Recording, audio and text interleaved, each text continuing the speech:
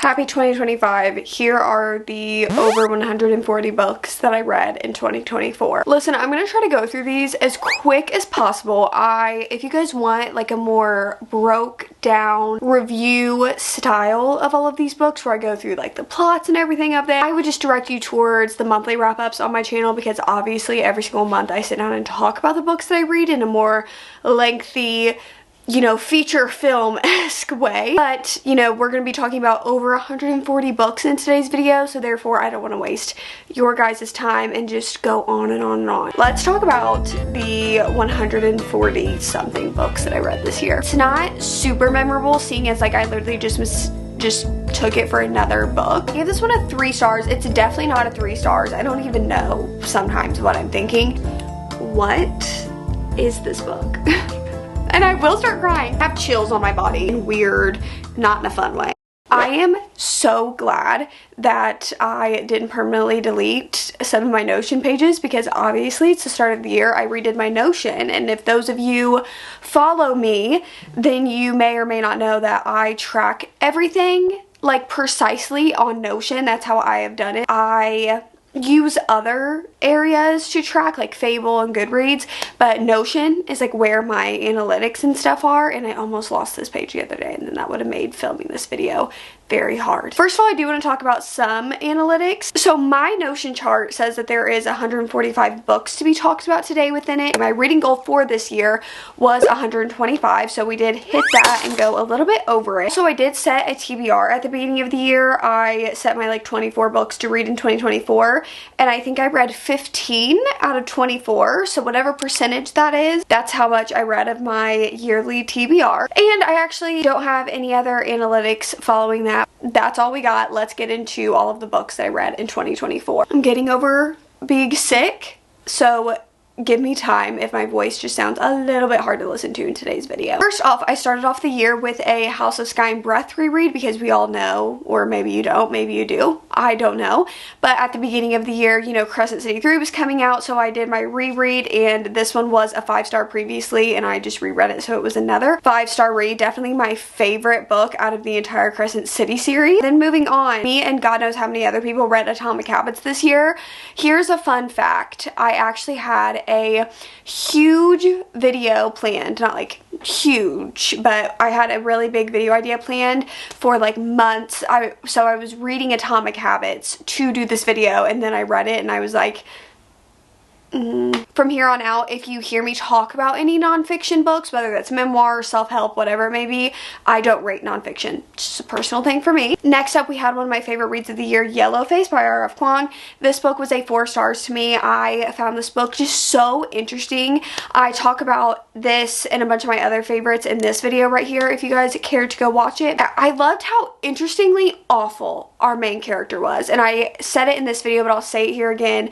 I think it's talent to write a character that is so awful, but you still don't mind like being in their point of view and hearing the story from their side. And it just had so much commentary on like just the literary reading and writing world and publishing industry as a whole. Next up, we have The Love Wager, which I gave a 3 stars. I feel like I would probably rate this lower now. Honestly, it's probably sitting at like a 2 or lower. I just really didn't love this one. Oh, wait.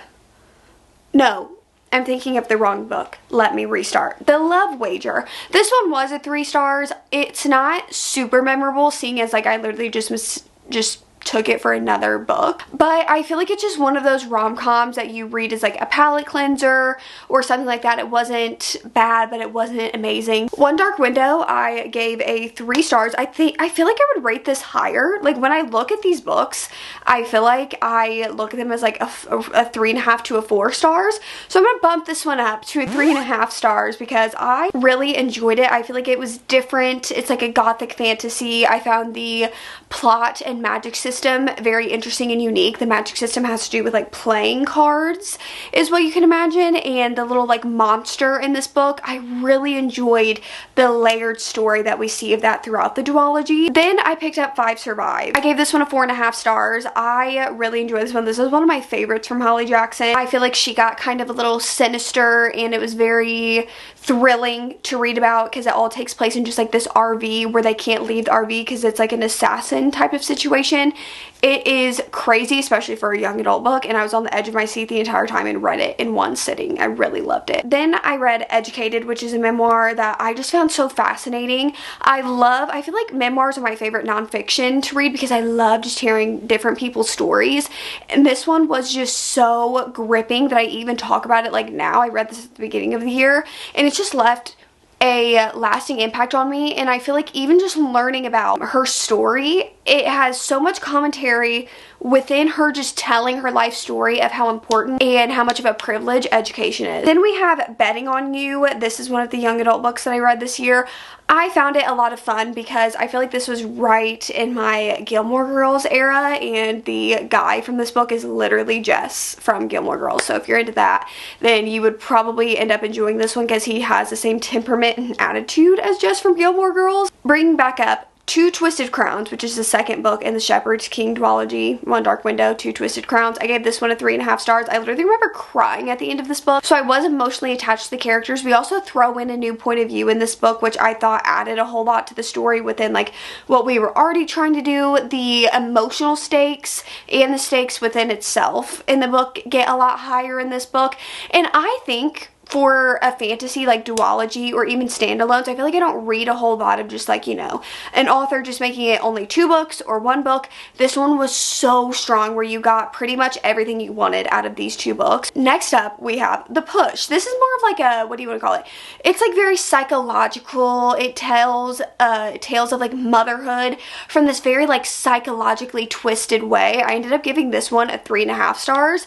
Very interesting. I just felt like the whole entire book, I remember my mind just feeling like melted a little bit. Then I read Dear Dolly by Dolly Alderton. This is like a bunch of, I think it's like short like advice columns, because I think, was it that she was an advice columnist at one point in her life, and then she basically made a book of like a bunch of her favorite like advice columns that she had written. It was an interesting read. I feel like I am in the minority of people who like don't really enjoy Dolly Alderton's nonfiction or really any of her writing. And I feel like I really realized that this year. I don't know, like her type of writing and stuff just isn't for me personally. Next up we have Shark Heart. I gave this one a 3.75 stars. Looking back on it, I think I would probably lower this one to a 3. I think I just liked how different it was. Like I hadn't read a book like this. It plays with perspective and a lot of what we're playing with in this book, like literally the husband, because you're kind of just following this husband and wife, and the husband slowly starts turning into a shark. Next up we have Garnet Flats, which I gave a 3 stars, which was followed by Jasper Vale, which I also gave a 3 star. And then I had also read Crimson River and Sable Peak. This is all out of order, but I'm just going to talk about them now. All of them were at 3 stars. This is part of Devney Perry's Is It the Edens series, and these books I love to read, like these type of books, kind of like in between things, and they're very good palate cleansers, and you just get lost in the story, and they're short and sweet, and it's very attention grabbing for the time that you're reading it. I personally haven't had any of them have like a lasting impression on me, but I think they're so entertaining. Next up we have Thank You for Listening, which I just thought this one was so interesting. It's a kind of like romance fiction type, women's fiction if you want to call it that. I actually listened to this one via audiobook because if I'm remembering correctly, the author is Julia Whelan. She's pretty well known within the audiobook space. She's an audiobook narrator, and the book is about an audiobook narrator. So it kind of feels very meta to listen to and read, and I really found the storyline of it interesting. I found the characters very complex. I remember just being like, wow, this feels like a little bit of like a different romance. Like I said, it kind of took on more of like a women's fiction type of vibe to it, and I really like that.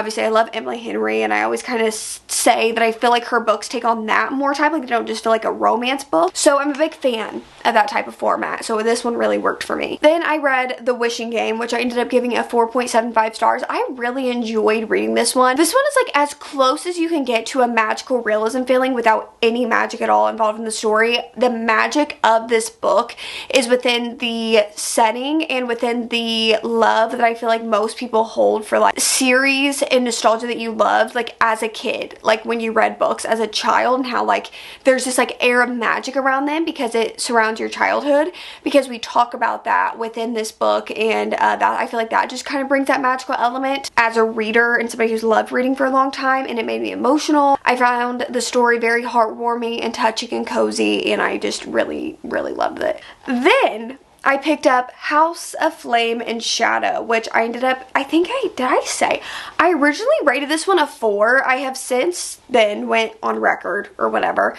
and said that this one kind of falls more to a 3-star for me. I feel like with this one, I've talked about it so much, so I'm so sorry if you guys are tired of me saying it, but I feel like with this one, the marketing, I feel like set itself up for failure here, because I feel like there was a marketing tactic behind pushing this book and getting people to read all of Sarah J Maas's other work that really set this book up for immeasurable hype and failure ultimately. And I feel like if there wasn't that like build up from the author and publisher itself, I feel like it wouldn't have been such a low rating. But then you're kind of getting into the talk of like, does hype inevitably crush books? All of that being said, separating that and my thoughts on that, I just feel like the quality of this one went down a lot. Where this thought kind of stems from is just that I feel like we started getting really wacky and just stuff was happening, and it almost lost all emotional depth and value because it didn't feel like there was any weight to what was happening, because you were just like, oh well, it's gonna wrap itself up in a pretty little bow at the end. There's just no really like loss here. Really, reading a fantasy book and like sacrifices and things have to happen, it didn't really feel like that. It just felt like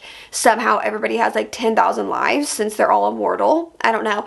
And like I said, we just started getting like a little wild and wacky and just storylines that went on way too long. This one is throwing me a little bit, I'm gonna be honest with you guys. Finley Donovan is killing it. I gave this one a 4 stars. I do remember having a lot of fun with this one. I will say, I just remember having a fun time. I thought the writing was very silly. I thought the plot within itself was funny, and kind of like we throw in this babysitting character and then how that ball starts rolling. I found it very interesting actually. So I think I gave this one a 4 stars because I just enjoyed it so much. Like I thought that it was a quirky fun time to read it. Finally this year read The No-Show by Beth O'Leary. This was just one of those books that, you know, sits on your TBR for a while and then you're so glad when you finally knock it off of there. This one though, it caught me off guard. The twists and turns that we take in this book that I did not expect at all. I really enjoyed that. So I gave this one a 4 stars. I would recommend you guys read this during February because it surrounds Valentine's Day. It's like a bunch of different points of view and timelines of Valentine's Day that I just find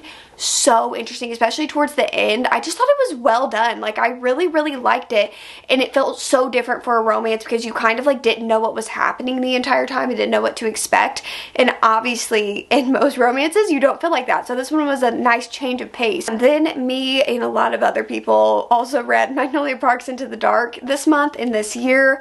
This is the final installment in the Magnolia Parks part of the Magnolia Parks series. This one caught me off guard for how much I liked it. I gave it a 4.5 stars.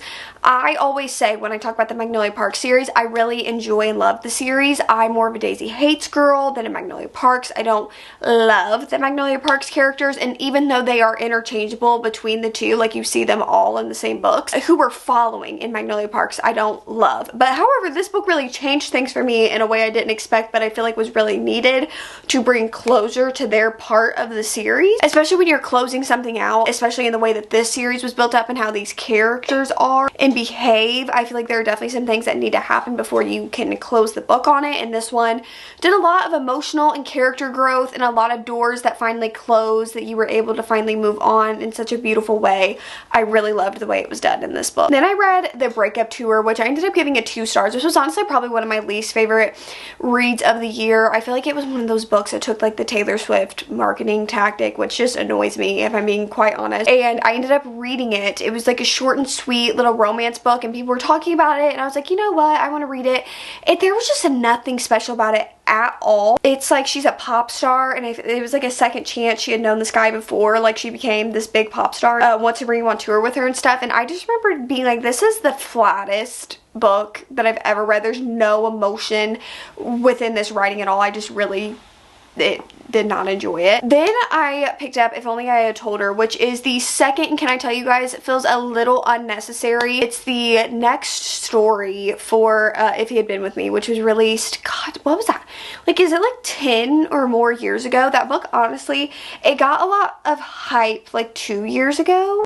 I feel like then the author came out with this book last year, and it's from another point of view, and it felt so unnecessary. I feel like it added absolutely nothing to the story, and after I literally got done finishing it, I was like, what was that? Good Material by Dolly Alderton. This is what I mean. I gave this one a 3 stars. It's definitely not a 3 stars. I don't even know sometimes what I'm thinking. Definitely like a 1 to a 2. I would probably put it at a 1.5 star. This book follows like a man's perspective of a breakup, because you know, like how honestly I feel like there are a lot of books about women who are going through a very like Catalyst style breakup in their 20s. Is this guy in his 20s, like late 20s, early 30s, I think is where we're at with this book. I feel like what really got me with this book was the cover. I feel like the cover was beautiful, and I was like willing to give it a shot. Cover speaks volumes. I am one of those people who do unfortunately judge books by their cover. But this one, the guy, I just did not like the guy. Hated being in his head, like his perspective for this book.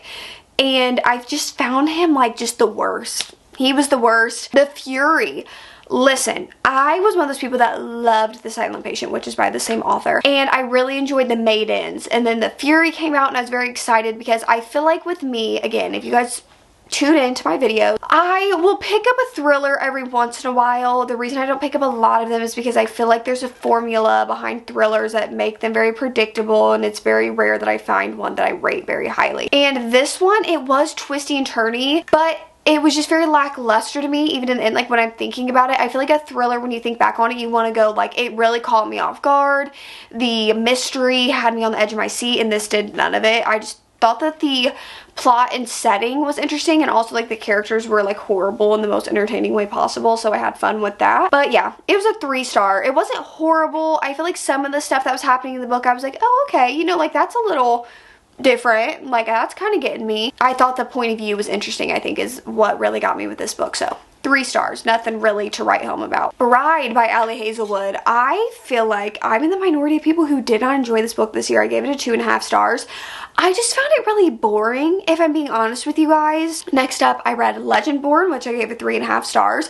I really am enjoying this series. Also, it's one of the only times that I've ever read a love triangle, and I'm not very bothered by it. And it's one of the only times that I'm reading a love triangle, and I'm like, do I even have a side? Like, I don't even think I really have a clear side. I really want to see how this goes down, and I think the 3rd book is releasing this year. I had to look it up, but I thought it was a trilogy. It may be more books, but I'm very excited to read that one at some point in this year. Next up, we have The Fake Out. It's a part of this like hockey romance series that just has me like kicking and giggling. Just no brain power. Oh my god, I love these books, and I actually gave this one a 3 stars. It was just such an enjoyable time. Like, I do love cuddling up with these types of books. Then we have The Neighbor Favor. I love reading about bookish people, and I loved this one. I gave it a 4 stars, and I loved the 2 characters in this book. I loved what we had going on with our guy character. I mean, you can definitely see through like what's going on, but that just sounded like I was like trying to catch my breath. Concerning way possible.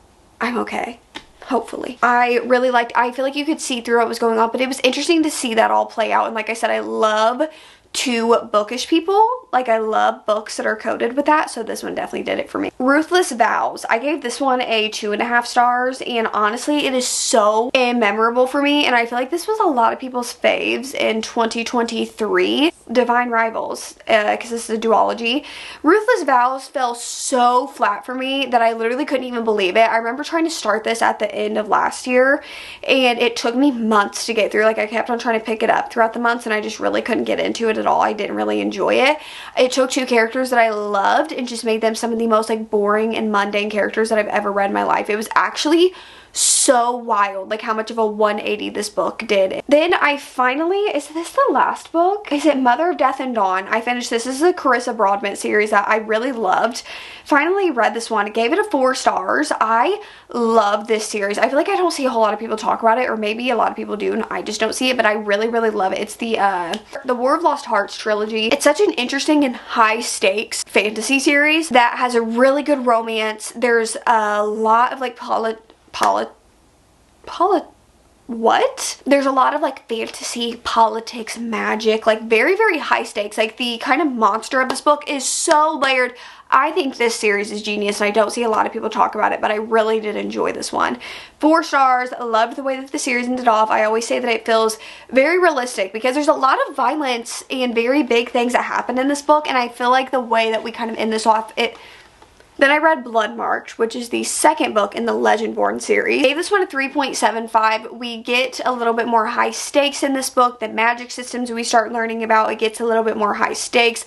The romance gets a lot more angsty and a lot more, tension. One of my favorite audiobooks of the year, Tom Lake, is my next read. This one is narrated by none other than Meryl Streep, and that's how I read this book. I think I may have read like a few, maybe the end of the book myself, but I, for the most part, had the fantastic voice of Meryl Streep, and it was the perfect audiobook narrator. Such a like whimsical story to me, and it felt like such a real story. It's just like a mom telling her like 3 daughters this story of like her younger days when she was kind of like into acting, past and present point of views. It just felt so like whimsical and springy to me.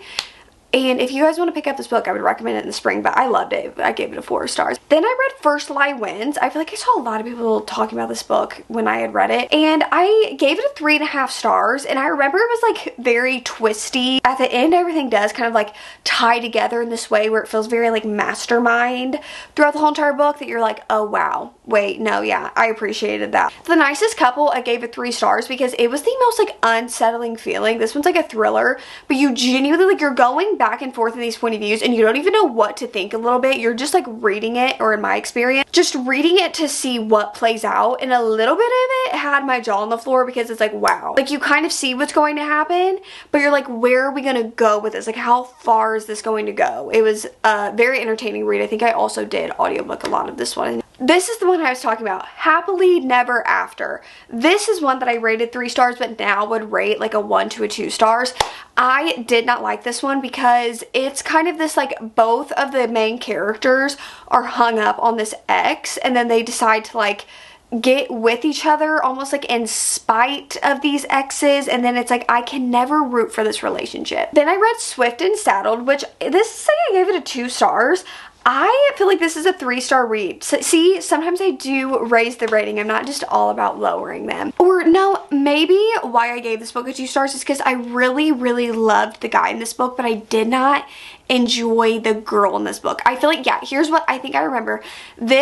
What I said was that I feel like the guy was putting in a lot of effort and the girl was just shutting down everything. And while I do understand a little bit of it, it was just so repetitive and like so much that it was kind of like annoying me and making me a little embarrassed, because it was just like she was shutting him down, and I understand the character arc of like why she was doing it, but at a certain point it's just too much miscommunication and embarrassment that was making me like feel very, I don't know. Reread Normal People this year. I feel like I've went on and on about it, or I feel that way because I did film a top 24 books of 2024 and I ranted and raved about this in that video, but then I lost that video and that video is never going up, and I filmed it multiple times. I reread this book this year and it literally changed me because I read it originally when I was in high school. Didn't hit for me. Reread it and found a lot of myself in Connell as a character. I just loved Sally Rooney's writing and how she puts everything to perspective throughout her books. So this one I absolutely loved and I raised it to a 4 stars, but sometimes I'm like, is this a 5-star book for me? Because I think about it so much and I rave about it every time I talk about it. Then I reread The Midnight Library. I ended up giving this one a 3 stars. I feel like I would lower this down to a 2. Honestly, it just does not hit for me. I remember reading this in high school and it was like a 5-star read. Like, I loved it so much, it changed my life. And I definitely feel like time and place. This is kind of the thing about sometimes rereading books, that you're just like, maybe I should just leave it in that little bubble of time and not, you know, pop that bubble. But I remember loving it in high school and I just reread it and it just like, ugh.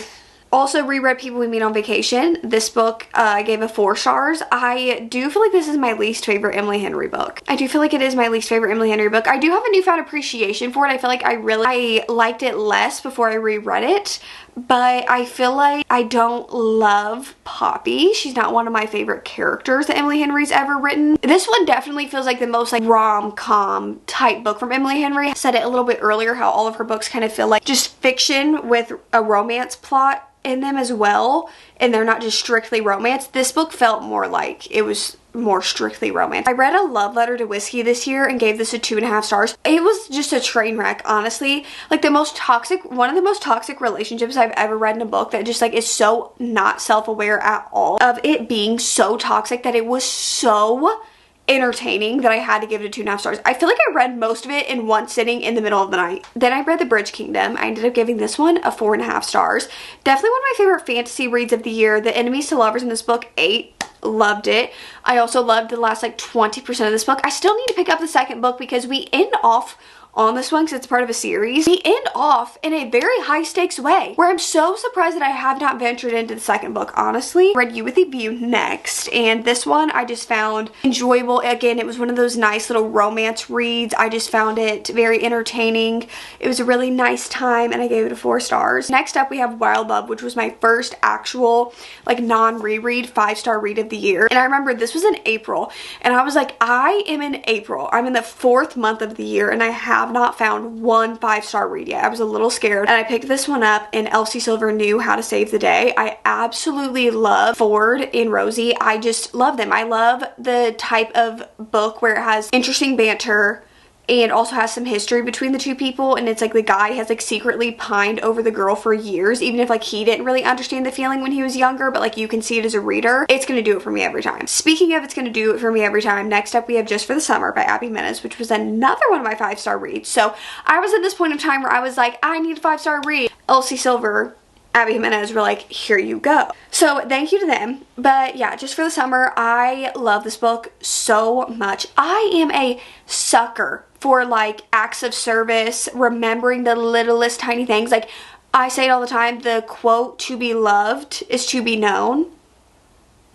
If there are characters in a book that show that within like their love for their partner, it's going to do it for me every time, and this is one of those books with Justin specifically, and Emma. She has her moments of doing this as well, but Justin's like really like his type of character is like very like in your face with it. He does these like little small grand gestures to show that he's like listening. Next up I have Taming 7, which I gave a 4.5 stars. I feel like I have done myself a disservice because I feel like I've spoken a lot about how like my expectations were just so high with this book that I feel like I've never gotten across to everybody that I love this book so much. I love the Boys of Tommen series. I loved this book. I just wish there was more romance in it, and that's why it was a 4.5 instead of like the 6-star read that I expected it to be. Like I expected this to be like one of my favorite book couples of all time that I won't shut up about, but I just feel like I didn't see enough of them to get it. I almost feel like I need another book, but I just feel like if there was another book that focused more on like the after events of the end of Taming 7 and healing, even though there is a rumor that there's going to be Healing 7. Isn't that what the name of the book is? But if we saw more of that and then saw the romance that's able to bloom out of things and growth, then I would absolutely love it. Hi. Are you gonna help me with my reviews? Thank you so much. Then I read Emily Wilde's Encyclopedia of Fairies. I ended up giving this one a 3 stars. This one did read a little bit like a textbook to me, and a lot, especially because of the format of the book. It's literally like her writing an encyclopedia, so it very much feels like you're kind of reading a textbook at some point. Emily Wilde and then also the male main character in this book are just so funny. Like they are so funny. The world is funny. Every single character that goes in and out of the story is quirky and fun, and I had a pretty good time reading it. I read 5-Star Weekend by Ellen Hildebrand. This is probably one of my least favorite Ellen Hildebrand novels, but I still was very thoroughly entertained. I actually remember I was listening to the audiobook of Emily Wilde and 5-Star Weekend when I was building my Daily Bugle Spider-Man Lego set that's like, I forget how many pieces that thing is, but it's huge and it took me hours, and I was listening to both of those audiobooks, so it helped time go by. Other than that, I really disliked that book. This one probably had my least favorite characters and plot of any book of hers that I've read. On to one of my favorite reads of the year, Nora Goes Off Script. This was the year that I found Annabelle Monaghan and I fell in love with every single thing that she's ever written, which is 3 books, but Nora Goes Off Script has such a special place in my heart. It was the first one that I read by her and I love it so much. I love the relationship in this book, and I also just love, like, there are so many quotes that I will literally just thumb through in Nora Goes Off Script and Summer Romance specifically, that I just love the way that Annabelle Monaghan writes falling in love, realizing feelings for somebody else, but also just like self-realization just within yourself, because there's also plots just within the main character that we have going on. Annabelle Monaghan's books remind me of Emily Henry books because it again feels more like a fiction book with a romance subplot that adds in and pours into that fiction main plot that we have going on, and I love them so much. Next up, I read Jackpot Summer. Gave this one a 3 stars. It was a very entertaining read. The plot of this book is also interesting, so it's like some siblings win this lottery, one of the siblings decide not to buy a lottery ticket, and kind of what that life looks like. And I found that plot interesting, but it's not a book that I think about literally ever, but it was entertaining, so I gave it a 3. What You Wish For. I gave this one a 3.5 stars. What is this book? This is one that I'm like, what is this book? Oh my god, it's a Catherine Center book. Okay, I remember now. I gave this one a 3.5 stars. The main character in this book is very quirky. Yeah, this book is just not memorable for me at all. I feel like that's the whole entire review with this one. I feel like that whole entire thing that you guys just saw spoke volume. Ready or Not. I only gave this one a 3 stars. I can't believe I only gave this one a 3 stars. I really thought this was a 4-star read in my head. So maybe we'll call this a 4-star read. This is like, if you guys don't like accidental pregnancy, you guys probably will hate this book. But I don't mind that trope. And the guy that we see throughout this book is literally the male embodiment of a golden retriever. Like, he just is that. He is so kind, so nurturing, and so loving, and it's exactly like what this character needs. Also, our main character was so funny. Like, I remember laughing from page 1. I really enjoyed this book. Then we have the reappearance of Rachel Price. I gave this one a 4 stars. I remember it had me on the edge of my seat for a lot of it because I couldn't really feel out what was going to happen, and then once we start figuring out what was happening, I did not expect it. I feel like Holly Jackson is always able to get me because she puts so many loose threads out there that by the end she does clean up. So it's not in a messy way, but it's in a way where you genuinely sometimes can't grasp like what the reality is because there's so much evidence for everything that she's giving.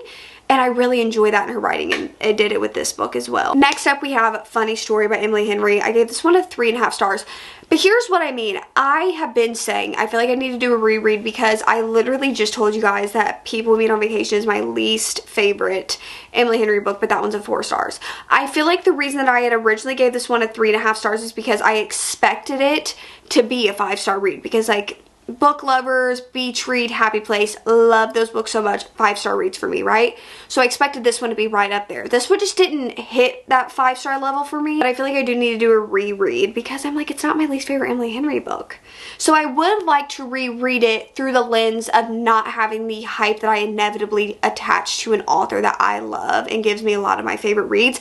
You can't win them all, so I also don't want to force a thought that I just genuinely like don't have just because everybody else loves it. Doesn't mean I'm going to, and like, you're not gonna love every single book that your favorite author puts out more than likely, but I do want to reread this one. I am very interested. It just didn't hit me as much. Like, I didn't love this one, but also I feel like I was getting into a slump when I read this book. So there's a lot of elements in here that just makes me rethink this rating. Moving on, Mad Honey, gave this one a 2 stars. I just did not enjoy this one at all. Honestly, it was kind of boring and way too long. The Rule Book, I gave this one a 4 stars. I just find all of Sarah Adams' books literally just like cotton candy for the brain. They're just so cute and sweet. I think this is the first book I've ever read from her. It has like 1 chapter of spice. It's not even really like spice as in like any other romance book or most of them that you can pick up, but it is out of character for her books because most of her books were closed door romances, but they're just that like sweet characters, and it just literally feels like watching a rom-com, like a Hallmark movie. They're like Hallmark movie type characters. Then I read Same Time Next Summer. 4.5 stars. Love Annabelle Monaghan's books. Specifically, the quote in this book, it's like, if you've loved someone most, it's either if you love someone most or all of your life, it makes sense that you'd love them forever. That quote hit for me as soon as I read the book, and this book is like stuck in my brain. Everything I said about Nora goes off script comes back in this book of just like, I love the way that she writes, like that feeling of like falling in love with somebody. And this one has like a past and present, so it's like a second chance, so adding that in there, I just really enjoyed the writing and the characters and the love story of this one as well. I read Off to the Races, which is one of Elsie Silver's older books. Okay, I put the wrong book on my shelf the other day when I was taking it off my physical TBR. Off to the Races, I gave it 3 stars. I was reading this during like I think it was during our 24-hour video that we filmed in April, and I think this was just that point of the night where I was looking for like a no brain power read, and I picked this one up, and that's exactly what it was. Then I read Dark Matter. I ended up giving this one a 2.5 stars. This one was dark. I remember this one's like a sci-fi, like thriller mystery type. I will say the plot of this book, genius. Like, I really enjoyed our storyline. It gets really dark. Like, I even just like, it was so vivid in my brain of the imagery and setting of this book. It was so vivid.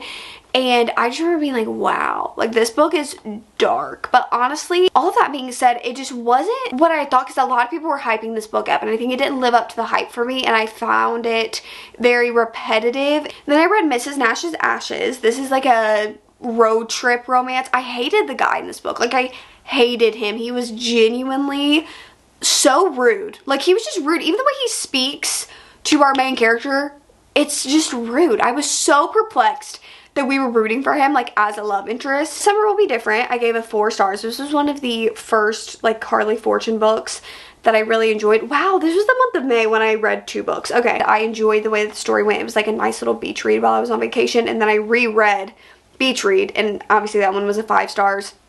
Continues to be a 5 stars. Nobody knew this at the time, but I knew that I was going to be moving in like a month. And so when I reread Beach Read, at the end, her dad's letter, specifically when he writes about January, like moving and going off to college, I literally sat in my bed and sobbed for literally an hour. I just kept rereading the letters, and I sobbed for an hour thinking about my parents. Next up, I read The Rom-Commers. I really enjoyed this one.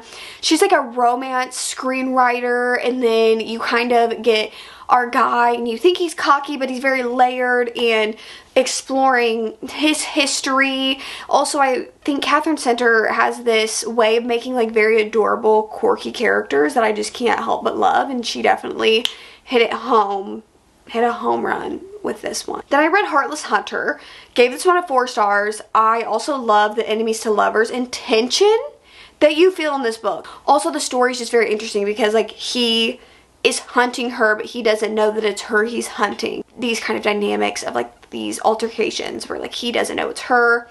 It's a really good time. Speaking of time, The Ministry of Time, one of my favorite reads of the year, gave this one a 4.5 stars. This one's a debut novel, by the way, which I think is absolutely amazing. I think the plot is interesting, how she is supposed to be the bridge for the guy that they go back in time because he was going to die anyway, and because basically it's like they're taking people from back in time, inserting them in the modern day, like they time travel. But then like the last like 30 to 40% of this book is just like mind-boggling. Like you almost like can't, not like you can't understand what's going on, but you're like, wow, we kind of took a twist and turn. But also there's a romance in this book that I feel like was so endearing, and I really enjoyed it. It was so layered. I really loved it. Speaking of loving something, Lovely War, gave this one a 5 stars. I never would have expected that this was a 5-star read for me. It is about these like 4 people, and their stories are told via the point of view of these gods that are like watching over and kind of controlling their like stories, and it's set during World War I and II, and the love just feels so pure in these books. Like even the love and friendship that is happening throughout these, and it was also such an emotional read. I cried so many times. Also, Beautiful Boy is a memoir that I read this year that I also talked about in my favorites video of the year. God, I love this movie. I love this book. I need to read the son's point of view because this memoir is from the dad's point of view of his son's addiction. It's so beautiful. I'm not choking up, by the way. I mean, maybe I could if I talk about it for a little bit too long, but it's such a beautiful story. It's a story that anybody's heart can just feel what this situation, and very much have this empathy and understanding of it, and it's just so beautiful, and I loved it so much. Also, the one classic novel, I had a reading goal to read 10 classics this year. I read one. That was Rebecca, and it was literally for that same video that I've talked about the last 2 books for, but also because it's said to have, Taylor Swift said that this helped inspire Tolerate It, which is one of my favorite songs of all time, and I just think it's such a beautiful song, and it makes sense that it came from this book, because when you read this story, it's just so good and you can tell. And also what I love about this is that the setting and imagery is so sharp, and also the is it Manderley? Manderley is the mansion slash like the property that this very rich man that our main character is married to owns, and it feels like a character itself. The house feels like a character itself. This book also starts to feel like falling down the rabbit hole a little bit, and it's so interesting. Finally picked up Looking for Alaska. This one I gave it 3 stars. I didn't love this one. I remember being like rereading John Green. The writing was not hitting for me. I remember the writing really bothering me, specifically in this book, and the way that the guys were kind of talking about the girl. But then again, I really did love this story, and I found the characters interesting. And they were like at this like private like boarding school type of vibe in Alabama. Is it Alabama? And it's basically just these kids. You're like watching these kids at school, and it talks about mental health a lot. These, you know, adolescent teens and things that they're going through with their emotions and how big emotions feel. Next up, one of my 1-star reads of the year, The Midnight Feast. I hated this book. It was so predictable. It was so weird. The birds. This book actually is my favorite read of the year when I filmed my 24 books of 2024. The physical reaction that it brought out of me. I have so many annotations throughout this whole entire book. I love the way that Annabelle Monaghan wrote their love story, and also our main character finding herself.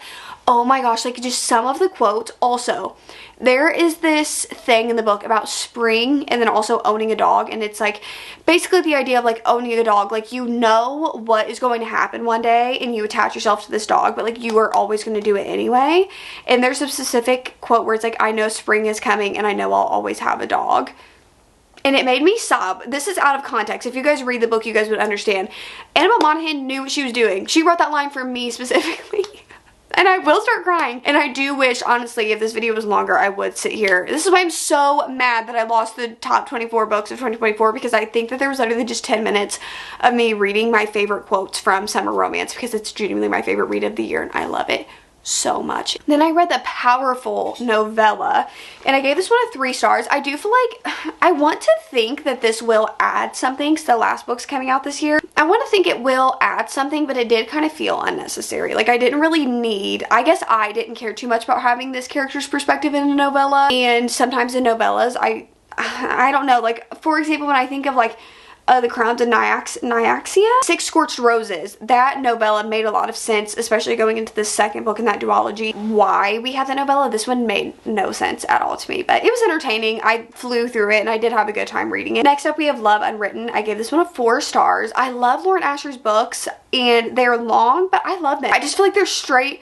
escapism, and I really do fall for it, especially because they're usually rich and it's really entertaining to read about. She just has a way of making her books so addicting. Like I do really love Lauren Asher's books. Next up, I read Unsteady. This is literally, I said, the hockey romance version of Binding and Keeping 13. They reminded me so much of Johnny and Shannon, and I gave it a 3.5 stars. I really loved this one. Then we have A Novel Love Story, which I gave a 3 stars. This one was so confusing. The 7-Year Slip was one of my favorite reads, if not my favorite read of 2023. So when this new novel came out, I was so excited. And then I remember just being so confused because I feel like we didn't focus on the romance at all. And then when we did, a weird thing happens at the end. It just felt like puzzle pieces were missing of that story, but loved the plot and the idea of this book. Like she gets sucked into her favorite like romance novel series, and it's like a small town romance. And her experiencing, like talking to her favorite characters and seeing them and seeing this story and how that unraveled, I really did enjoy. Darling Girls, this was one of the most like talked about, what do you want to call them, mystery thrillers of the year. I gave this one a 2 stars. I just thought that it was boring. Then we have Murder Road, which I gave a 4 stars because I really enjoyed our characters in this one and the plot. It felt very like paranormal, sinister, which I really liked. Annie Bot, I gave 1 star. I hated this book. When the Moon Hatched, gave this one a 4.5 stars. Definitely one of my favorite fantasies of the year. It was really weird though because I feel like this one does not have a whole lot of a plot. Like you start off and there's a plot. We lose it in the middle and we get it back in the end. So I'm very interested to see what's going to happen in the next book. I think the next book comes out this year. Book of Doors, I really liked this one. I gave this one a 4 stars. I found the magic so interesting since it's like there's a book, and if you own the book, you have that power. And it gets very sinister and dark. And I did not expect to get it. Like, there's one villain in this book, 2 villains actually in this book.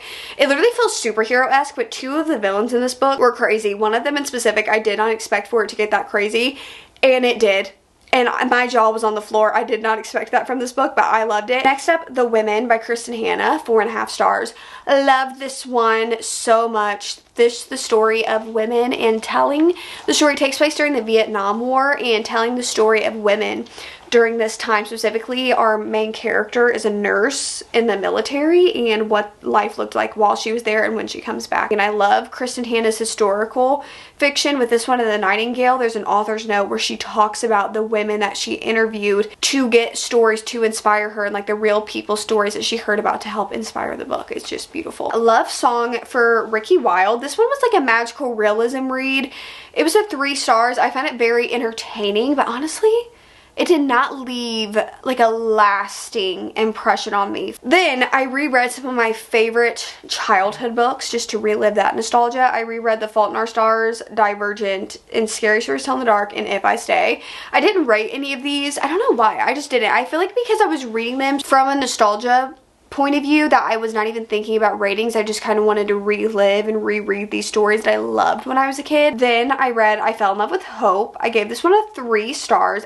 I think the point of view of this book and our narrator was very, very interesting. I did say though the writing of this book threw me off because it was poetic, but sometimes it just felt like randomly throwing in these lines in the book that were almost like too, like it was just too much within the paragraph. Beartown, 5 stars. Found Frederick Bachman this year and was aware of him and his work, but I finally read his books this year and I loved them. I loved literally everything that I read by him this year, and I started off with Beartown and I talked about this book and just how much I love it, and it's genuinely life-changing. And at the root of the story, it's like about a town who loves hockey and what that means as different things go on through the book, and you get so many different point of views, and there's so much commentary on marriage, love, loss, hard times, hard decisions, also just being a girl and being a woman, but also coming forward with things and what that looks like and backlash and what will happen, especially in a small town. Felt like it was written from a place of love for women and understanding, which I also appreciate, because sometimes when men try to write about these scenarios, it doesn't come across the greatest. Then we have The Nightingale. Gave this one a 4.5 stars. I've said it so many times, but I'll say it again.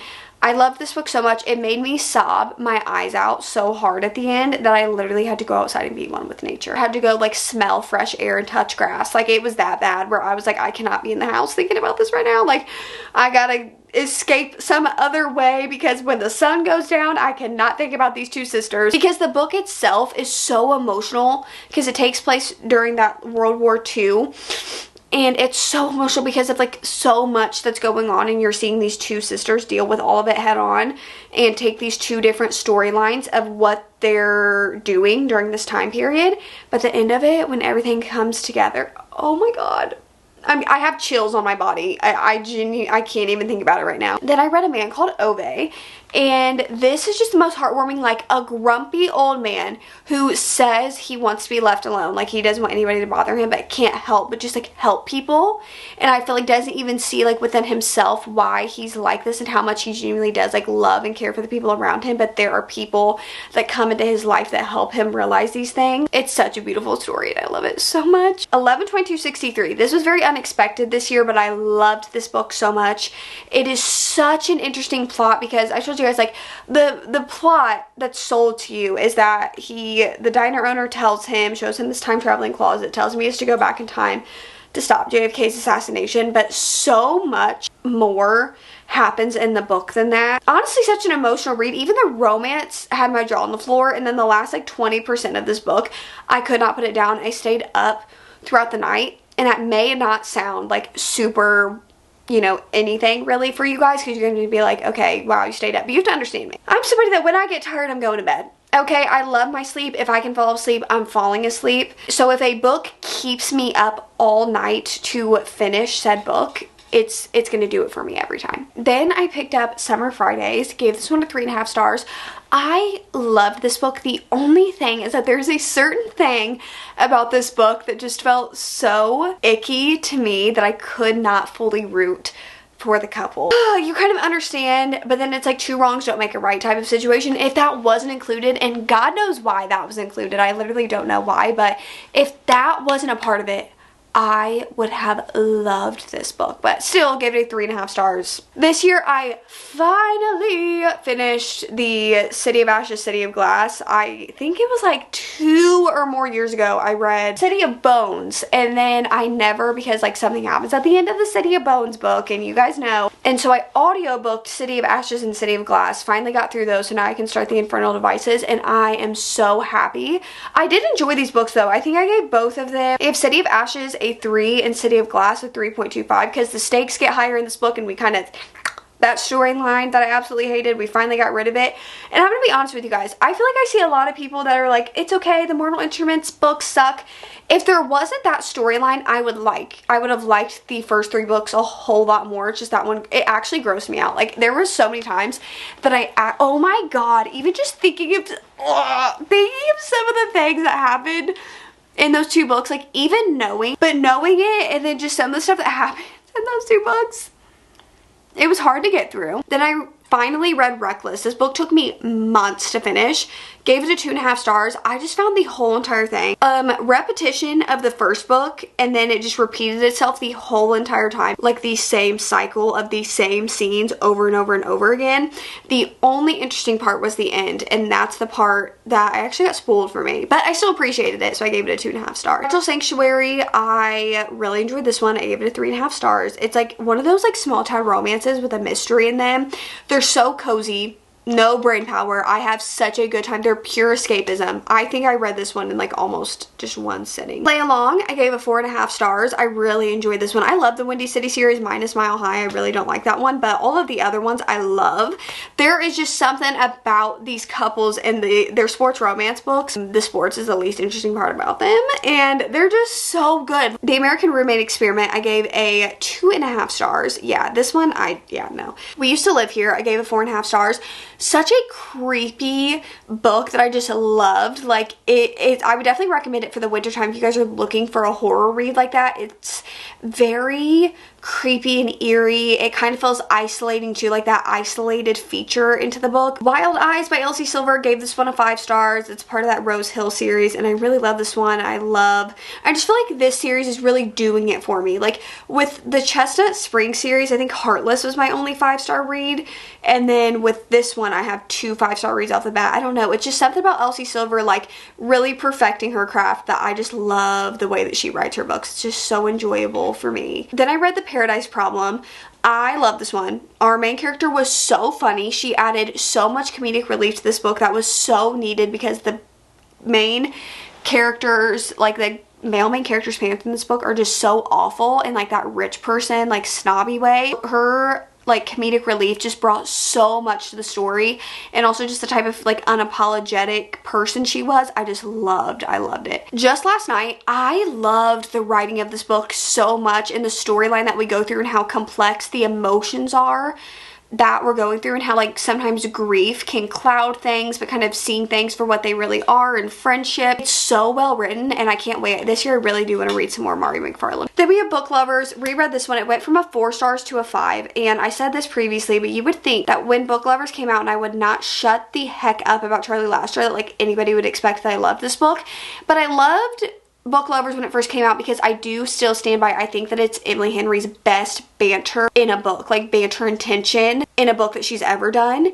But I just love like the writing. I have so many pages are dog-eared on this book. It's kind of crazy. So many underlines, just their interactions, period. The way that their interactions are written with each other. Like I know that there's like a specific line that gets me of like they're at the table eating dinner and she like pours wine in his cup, and then he like purposely like will just like, it's something to make her laugh, and she kind of writes about like how good it feels that she notices that like he wants to make her laugh, like that he cares. And I don't know, like I feel like I'm probably explaining it poorly, but I just love the writing in this book. And also I really related to Nora. And also I feel like the book is titled Book Lovers, but it makes sense because if you read it, both of the people are book coded people, which obviously I love, as I've said in this video. I feel like it's also catered towards book lovers. Like you understand so much because they talk about books and just the love of reading and books themselves so much throughout the whole entire book. It is very vulnerable though to say that I do relate to Nora, because when people critique and hate this book, it is because of Nora. Next up, I read The X-Files. I gave this one a 4 stars. I really enjoyed this one for a second chance romance, because sometimes why second chance romances don't work for me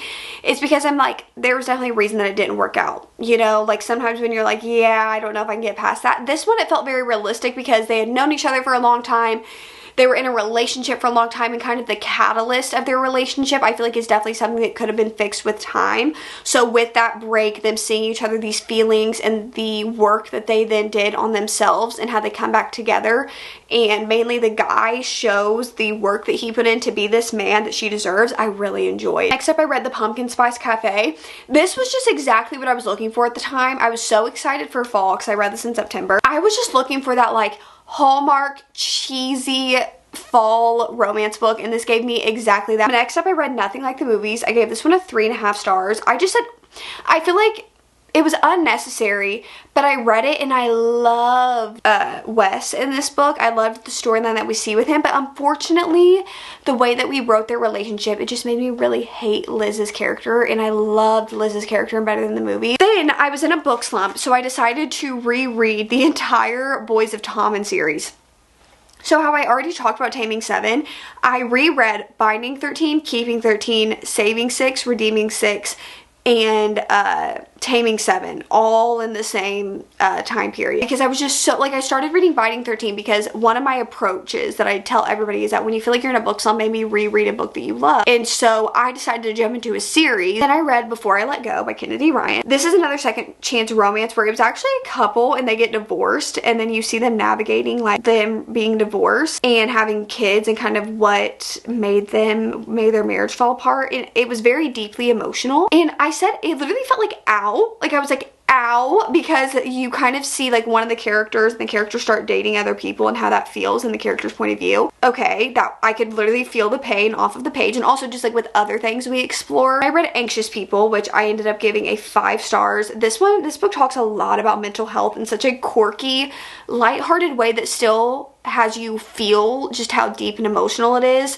It's told through so many different people's perspectives, and it's so heartwarming at the same time, just seeing community within these people that are being like held hostage at this apartment viewing. It's so funny, guys. Like you guys, you have to give it a read. It's such an amazing time, and I felt so seen in ways that I feel like I haven't gotten in a book before, because it talks, like I said, talks a lot about different mental health aspects. Residence Around the House, 2 stars. Really disliked this book, and this was like so many people were talking about, this is the scariest book I've ever read, and I was not scared at all. It was so predictable and boring and weird, not in a fun way. Then I picked up Intermezzo. I was very scared for this one because I feel like me and Sally Rooney are like this. I love Normal People. Reread any of their other works, but I picked up Intermezzo, and I don't know if it's just like being a younger sibling and the sibling dynamic, and also I just loved Ivan in this book. I felt very seen with him as well. I talk about it at length again in that favorites video. Then I read Lost and Lassoed. I really had a fun time with this one. I gave this one a 4 stars. I'd been waiting on their book since the first book, so I was really excited when I got to it, and it gave me everything I needed. Then I randomly picked up City of Gods and Monsters. I saw one person post a fan art, and for some reason that got me. Like, out of anything else, that got me to read like a over 700, 800-ish, somewhere around there, page book. It literally kind of feels like Crescent City fanfic, but like in the best way possible. Then I read every single Heartstopper volume in one sitting in this chair. And so I read Heartstopper 1, 2, 3, 4, and 5. I gave them all 4 stars. I had such a fun time. They're so adorable. And then I immediately went into the show. I just think that they're so adorable. I finally finished Daydream. This book took me months to finish, and I gave it a 3 stars. It just was very lackluster to me. I did appreciate the 2 people and how they communicate. Hannah Grace doesn't put miscommunications in her books. I just want to say thank you personally for somebody who hates miscommunications so much. I appreciated that. Dinner for Vampires. This is another memoir I picked up, and I found this one so interesting. It literally felt gut-wrenching to listen to, because of course I love listening to my memoirs, especially if they narrate them. Oh god, I just felt so heartbroken, and I literally, you know, a memoir hits me when I want to tell every single person about it. I literally remember calling my mom on the phone and talking to her about this memoir like every single day that I was reading it. Then I read The Cinnamon Bun Bookstore. I gave this one a 2 stars because the vibes were so off. I read this one expecting it to be like an autumnal read, because literally, you guys see the cover, it literally has like this fall foliage on it. It took place in the summer. What? And then, I don't know, like the mystery element, when the mystery gets revealed, I was a little disturbed. I'm not even gonna lie to you guys. Assistant to the Villain. This book is so much fun. I gave this one a 4 stars, and this one is like takes place in like a fairy tale-esque kingdom. Obviously, you have our main character, and she's literally like sunshine personified. She is the most bubbly, amazingly sweet main character ever, and she's literally the assistant to the villain. So the juxtaposition of those 2 things mixed in with the villain's like sidekick, which is this frog that just communicates by holding up these different signs, it's so funny while being so interesting in the plot at the same time. I love it. I read The Boyfriend by Frida McFadden. I did not like this one at all. It was very predictable. Then I read, I'm just gonna go through them all at one time. I read the Harry Potter series for the first time. I'm just gonna go 1, 2, 3, 4, 5, and 6, and 7, okay? Harry Potter 1, 4 stars. Harry Potter 2, 3.5 stars. Harry Potter 3, 3 stars.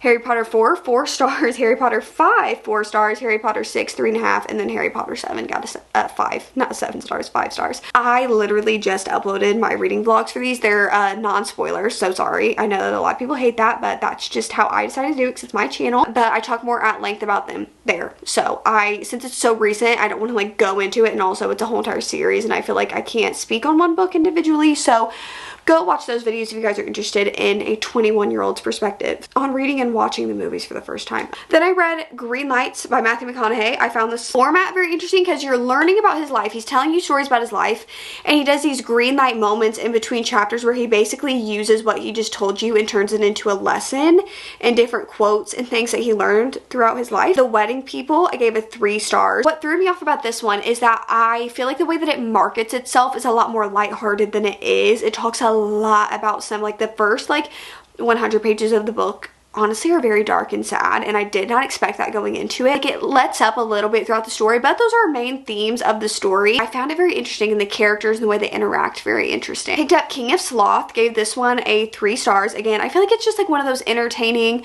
romances that I pick up. It's not a whole lot to write home about, but I had a good time reading it. I read Not Another Love Song, and I said I think music people, to me, like 2 music people are the same as 2 bookish people in a book, because this one hit for me so hard, especially the guy in this book. Oh my gosh. I also talk about this book in that favorites video that I keep on referring back to, and I feel like I just loved this couple, and I loved, again, the guy in this book and the way that the music plays into their love story. So good. I finally read Golden Son, and I am the most perplexed I ever have been. If you guys watch me talk about Red Rising, I don't know what to rate these books. I can see that they're such a well built up series and world and so much stuff going on. I just don't think they're for me, so I don't rate them, because I feel like it's unfair a little bit, because I can, at the same point that I can understand and appreciate what makes them good books, I don't enjoy them. Then I picked up some fun little Christmas books that I'll talk about. So I picked up Snowed Under, which I gave a 3 stars. I feel like these are all under the same. Snowed Under, My December Darling, I gave 3 stars. They were just those like Christmassy reads that I found to be fun. The Most Wonderful Crime of the Year, Holiday Romance, I picked both of those up, and those were definitely 4-star reads for me. I had such a good time, and those 2 are my favorite Christmas books ever, where I just feel like they weren't overly Christmassy, but they talked about them that made you still feel in the spirit of the season, but they also just focused on like the characters themselves and the connection. I loved both of these books. Then I read Night Road by Kristen Hanna, gave this one a 2 stars. It was the most immaturely written book I've ever read, like especially by Kristen Hanna. Like the way that this book was written was like a 12-year-old thinking how teenagers like live life and talk. It was so perplexing. And then like the second half of this book, I was like, where are we going with this? Like it just felt so immature in a really weird way. The Screwtape Letters, I also didn't rate this one because it is fiction, but it's more of like a thinky type of thing, and I did enjoy the thoughts that it made me have from like what I was thinking while reading the book. I thought that it was a very interesting take. The last book that I'm going to be talking about is Babel, which I gave a 4 stars. Absolutely loved this book on my Kindle. I think it's one of the most like highly like highlighted annotated books I have. Literally, it was just such a beautiful, devastating, emotional, intelligent read that I've read this year. It was so amazing. I'm so glad that I gave it another chance and picked it back up because I loved it. With that being said, those are all of the books that I read this year. So I hope you guys got some recommendations from that. I know that I didn't talk about them in like the at-length way, you know, that I can like go in. I can go in on a book. So if you guys are interested in reviews like that and you've never watched me before, I do monthly wrap-ups where I really go in on books. Maybe sometimes a little bit too much. Right now my camera is flashing red, so that is my cue to go ahead and exit stage left. This is my left. I don't know what it looks like on the video. I want to know down below what your guys' favorite reads of the year were. If you guys read any of these books, your opinions on it, anything that you want to say down below, I will be happy to take a look at and read through. I hope you guys had an amazing 2024 reading year. Maybe let me know if you guys hit your reading goals, what that looked like for you. And I just want to say a reminder, because I know sometimes watching these reading wrap-ups of numbers that can get high up there in the books that people are reading, I want you guys to understand that everybody's life looks so different.